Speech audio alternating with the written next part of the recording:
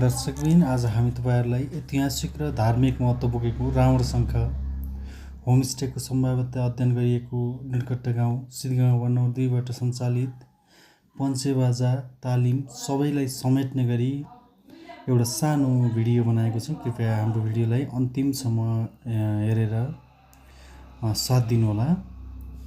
बजारबाट जम्माजम्मी 1.5 किलोमिटरको लगभग 1.5 किलोमिटरको दूरीमा रहेको यो गाउँ धेरै जसो लगभगै यहाँ मगर बस्ती नै रहेको छ। विभिन्न मगरहरू राणा मगर, सोमै मगर, त्यसैगरी सारू मगर, फाल मगर, रेशमी मगर लगायतका बस्तीहरू रहेको हर्ती मगर लगायतका बस्तीहरू रहेको यो गाउँ एकदमै रमणीय छ र भोलिका दिनमा हामीले यस क्षेत्रमा पर्यटनको प्रवर्धन गर्नको लागि यहाँ होमस्टे पनि सञ्चालन गर्ने कोसिस भइरहेको छ।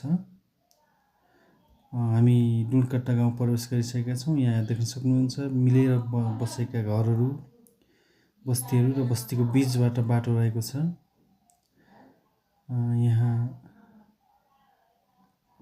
यहाँबाट केही अलिकति अगाडि गाउँ छोडेर अलिकति अगाडि पुग्दा देख्न सक्नुहुन्छ दर्शकबिनहरू यो माइकाथान मन्दिर हामी देख्न सक्छौँ। माइकाथान मन्दिर र माइकाथान मन्दिरसँगै जोडिएको रावणशङ्ख। यो शङ्खको नाम के हो? रावणशङ्ख। दर्शकबिन तपाईहरु देख्न सक्नुहुन्छ रावणशङ्ख कतिको सफल हुनुहुन्छ।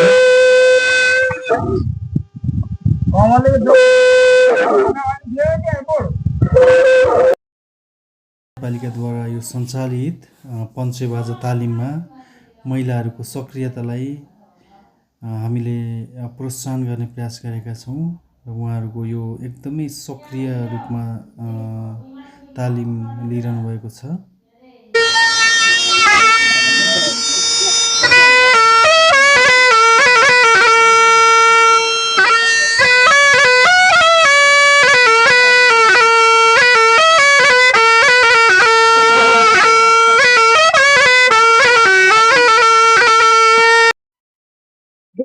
हुन्छ वनको चारी कराउँदा